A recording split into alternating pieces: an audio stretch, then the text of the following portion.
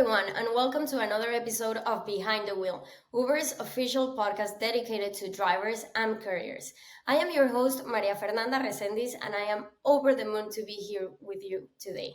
For today's episode, we're gonna have a very special guest. He's been at Uber for over 6 years, so spoiler alert, I'm definitely gonna ask him what he thinks has changed at Uber during the past 6 years. But before we get to that, I also want to hear from you all. You know, Uber is present at over 70 countries worldwide and hundreds of cities. So I want to know, where are you listening from? Please tell us in the comments and remember to hit subscribe. So now, without further ado, please let's welcome Sachin Kansal. He's the Global Vice President for Product Management at Uber. Welcome, Sachin. How are you today? I'm doing very well, Maffer. Hello to you and hello to all the drivers and couriers who are watching this. Amazing. Thank you for joining us today, Sachin. We love that you take the time to have this conversation with couriers and drivers across the globe. We are really excited to have you here with us today. So, to get things started, Sachin, please tell us a bit about yourself. What did you do before Uber? And also, what do you do when you're not working at Uber? Do you have any hobbies? My hobbies are my two kids and my family. So anytime I'm not working, I'm driving my kids around. I'm helping them with their work, whether it is their schoolwork or their activities. So we are in that phase of life when we are really, really busy with our kids. But I like to go play tennis with them. So that's probably our favorite family activity in addition to any travel that we may do. Now, as far as work is concerned, I've been at Uber for about 6 years. I've been in the San Francisco Bay Area for the last 2 decades, and I've been working in mostly in technology, mostly in consumer focused products for the entirety of my career. And my time at Uber is really an extension of that, because the great thing about me being at Uber over the last 6 years or so is I get to build products, and I built products for riders. I've built products for Uber Eats customers, but very, very importantly, I've built products for drivers and couriers as well. Sachin, that's super interesting. And digging deeper into your role at Uber as Vice President of Product Management, I would like to know, what does product management mean? Why does a tech company like Uber that develops apps, why do we need product management? What are Uber products? Mafra, that's a great question. I think everyone knows engineering. Engineering is the heart and soul of an organization that is building any product, because it is the engineers who actually write the code that ultimately shows up in the product. What product management does is product management partners very closely with engineering, but also partners very closely with our customers, such as with our drivers and couriers. And our key goal is to understand what are the biggest pain points, and then how should we prioritize the solutions. There are always more problems to solve than we have time to solve or people to solve. So it's very, very important for us in talking to our customers to understand what are the biggest pain points. And then we work with our design team to design solutions around that. And then we work with our engineering team to actually build those products. So that's what product management does on a day-to-day basis. We talk to drivers and couriers, we understand their pain points, and then we prioritize to make sure we can solve the biggest problem first. Okay, I get it now. So I can only assume that in order for you to do your job, you need to talk to a lot of drivers and couriers constantly, am I right? Or how often would you say that you talk to drivers and couriers, and what kind of feedback do you get? Is it the same across borders, or does every city or country has its nuances? Yeah, that's an excellent question. And I would say one of the most important part of my jobs, and I will say one of my favorite parts of my job. Um, to answer your question, I think maybe on an average, I probably talk to drivers almost on a weekly basis. I interact with drivers in roundtables. I have attended driver roundtables. A roundtable is basically where we gather, say, 10 to 15 drivers in a room. We are all sitting in a circle and they're just sharing their feedback. I find that to be one of the best things that I can do to understand their pain points. And given that I've been here for 6 years and I've traveled to different offices and locations, I have done driver roundtables in many locations, whether it's here in the US in different cities. I'm based in the US, or it's in Mexico, in Brazil, in UK, in Dubai, in India. And wherever I have gone, we have done roundtables with drivers, which has been so great for me to learn about what their biggest pain points are. But even beyond that, I actually know a few drivers personally who directly write to me and they give me their feedback, which is so good to see because as they experience something, they're able to share. I spend a lot of time with our customer support team because they are able to indirectly share the feedback that we get from our drivers. I regularly read message boards as well, where drivers post a lot of their experiences. And last but not the least, I would like to share that I actually myself am an Uber driver, and I both drive as well as I deliver food. So I've been doing that for the last many years. So now that doesn't mean that I'm as experienced as some of our very experienced drivers and couriers, but it allows me to step in their shoes for a few hours every month and understand the pain points that they may have. So that's how I gather a lot of feedback from our drivers. That is really interesting, Sachin. And that's also one of my favorite parts of working at Uber, learning about how the world moves differently in different places. So for the next question, it was meant to be a hypothetical question, but I guess that for you, it's actually pretty realistic, which is if you were sitting with a group of drivers and couriers for an open conversation, what would you like them to know about Uber? Or more precisely, what is it that you always tell them or that you always want drivers and couriers that you talk to? What do you want them to know about Uber? That's a great question. Well, mostly when I'm sitting with them, I'm listening and they are telling me what their pain points are. But if I was sharing with them something and what they should take away is that this company and especially my team runs on their feedback. We highly, highly value the partnership that we have with all drivers and couriers out there, and we take their pain points very, very seriously. Now, I am never satisfied with how fast we may be moving to solve all those pain points. I want to move faster and faster. So, yes, we have not solved all the pain points that drivers may have, but that is how we do our planning. That is how we do our product development, which is all based on feedback from drivers. And then the second thing I would like to share with them is, we are a technology company. I'm a technologist. I'm working with our teams to use technology, but we think of technology as just a means to an end.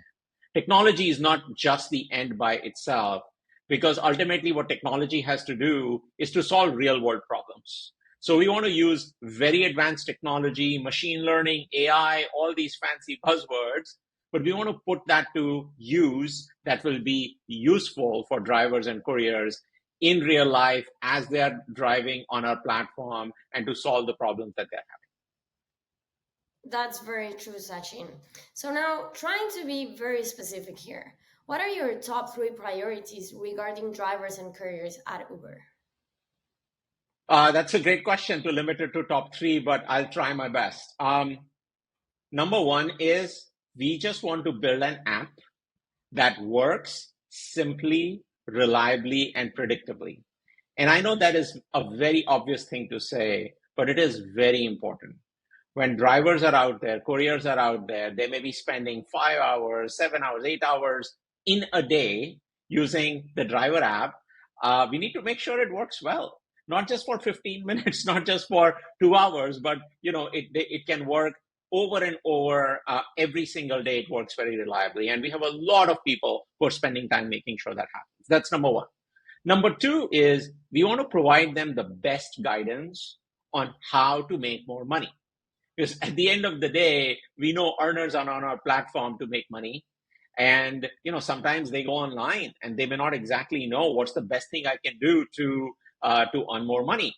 Should I be driving? Should I be delivering food? Should I be in this area or should I be in that area? We want to provide as much guidance and clarity as possible to them. Third, we want to give them a lot of flexibility, not just information, but also flexibility. They want to drive in a certain area, great. they want to go and drive right now, drive passengers, or do they want to go deliver food? Certainly that's, we want to provide them that flexibility. They want to drive only in a specific area.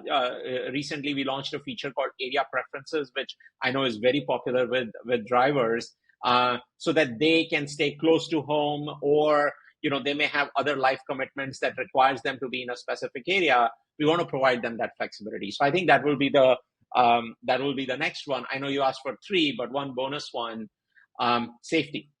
Safety is really important. We want to make sure that earners, drivers, couriers always feel safe as they are working on the Uber platform. So those are some of the things that are top of mind for me. Definitely agree, Sachin. And I would dare to say safety at Uber is not a bonus. It's like our top priority that's above all, right? So now we've been talking about what we've been doing and how we're improving the experience, but heart to heart, what do you think we could be doing differently and or better for drivers and couriers? Oh, I could go on. Look, I am very, very proud of everything that we have done for drivers and couriers in terms of the app. But I would be the first one to admit that we have a long way to go. And there's many things that we can improve, and so we are working aggressively on them. Let's take the life cycle of someone's driving experience, and I can just go through that, and we can talk about all the things where we can improve. Okay. When drivers come on board very initially when they sign up for our platform, but even after that, every year they have to provide us documents. They have to give us their driver's license and vehicle registration and insurance. They have to do a vehicle inspection. We need to make that much easier. So we are investing in being able to automatically fetch those documents rather than drivers having to take a picture and then having to upload those documents, which I know is a pain point. Then when they get on our platform, when they are in their first few days, we want to make that very easy for drivers, because we know in the first few days when they're driving for the first time, there can be a little bit of anxiety, and we want to be there to support them and to guide them and to provide them the right kind of information. So driving on Uber becomes an easy thing for them to do. Then when they go online, we want to tell them where to go. I think that we can do a much better job of providing them some guidance and helping them position themselves in the right way. When they get an offer card, we show a lot of information now. We show destination, price, but some earners feel we show too much information. Some earners feel we want to provide, they want to see even more information, which I totally understand. So we want to create a system where we can provide the right kind of information for earners. And then, when they are actually out there driving and delivering one of the pain points, for example, I've heard, if they're delivering food to an apartment complex, sometimes it can be hard to figure out how to get in, where to park, what is the apartment unit. So there's a lot of improvement that is needed there as well. And the final thing, while we have a huge focus on safety and we have made tremendous improvements on safety, we cannot rest until we completely eliminate safety incidents from the platform. So I think we can still do much better there. So while we have made a lot of improvements, my team is busy on many fronts to further improve the experience for drivers and couriers. Wow, that is very enlightening, Sachin. It's always so important to remember that there is so much more than driving or delivering to the driver and courier experience, from documents to maintenance of the vehicle, safety insurance, so much, so much. So, and I'm guessing you say this out of experience. You said you've been a driver yourself. So, share with everyone, what's your favorite Uber product as a driver or courier, and tell us, is it a new product or is it one that has always been part of the Uber experience? Oh, my favorite product as a driver or a courier? That's a good question. I would say maybe I'll take two. My last year, my favorite product or launch that we did was, you can now see information up front. You can see the destination on a map as well as on the offer card. You can see the price up front. You can see the total amount of time that it's going to take you. And that really, for me, improved my driving experience a lot. And I know that is true for many drivers out there. So I would say that is one. The second one is, which is more recent, is now we are going beyond the app on your phone. A lot of drivers now have units in their car, which may be CarPlay or Android Auto enabled. So you can plug in your phone and now you can actually see the map on the larger screen. So we just introduced that for iOS or CarPlay recently. And then we are, working on Android. And me now being able to experience the app, especially the map on the larger screen, rather than just having to rely on the phone, it's dramatically changed my experience. I can see the map easily. I feel it is much safer because I'm not squinting my eyes and necessarily looking at that. So I would say those two are in the last year or so have been my favorite features. Those are great choices, Sachin. And what about going beyond the products? You say you've been at Uber for over 6 years. So I would like to know, what do you think has changed the most about Uber? How has the driver and career experience improved or changed at all? Yeah, I think we should sometimes go beyond the features and the product. I think one of the things that I'm extremely proud of that has changed at Uber, especially with Dara's arrival, because sometimes the voice from the top is very important. And then, of course, for me and my team, it's very important as well, is culture. We are now, I'm proud to say, a company that genuinely feels the pain of couriers and drivers in terms of their experiences and what we need to improve. So I would say we are a very driver forward, we are a very driver first company. And that has not happened by us just talking about it. That has happened, as we discussed earlier on this conversation, um, that has happened because we have all tried to step into the shoes of the driver. By the way, Dara goes out, drives and delivers as well. And trust me, he sends me an email anytime he finds something that was not working well. And I do that. Hundreds of people on our teams are doing that. And what that does is that just builds empathy in our mind for the experiences that drivers go through. And more importantly, it leads to an overall cultural change at the company. So I would say that culture change at Uber is very, very real. And that's what I'm most proud of what has changed in the last 6 years. And then, okay, culture change just in of itself is, great. But now from that culture change, a lot of changes are coming in terms of our products and how many resources we are putting on that, including all the examples that we discussed before. That's really nice, Sachin. And now I feel like I want to hear directly from Dara what's his experience. I guess we're going to have to invite him to Behind the Wheel as well. But You talking should. about change, sustainability is also a big change for Uber. We just recently announced a very big commitment towards sustainability. And although we've always been very conscious about environment and how we can improve living conditions in our cities, this commitment, and this is for everyone who's just hearing about this for the first time, Uber recently committed to becoming a zero emissions platform.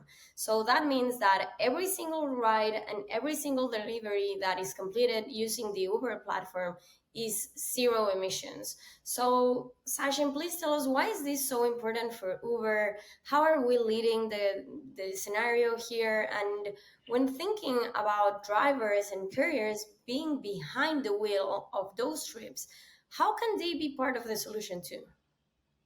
Yeah, that's a very important question. And for the time and day that we live in, I think there are very few things that are more critical than this. Um, the climate problem is a real problem. And as Uber, we are a very large platform. We have more than 5.7 million drivers and couriers that we partner with. And as a result of that, our footprint is quite large all over the world. And so we find ourselves in a situation where we are responsible for a lot of change that needs to happen. And that change certainly needs to be enabled by us, but has to happen in partnership with drivers and couriers. So there's a lot of responsibilities we have. We are investing a lot of money in this.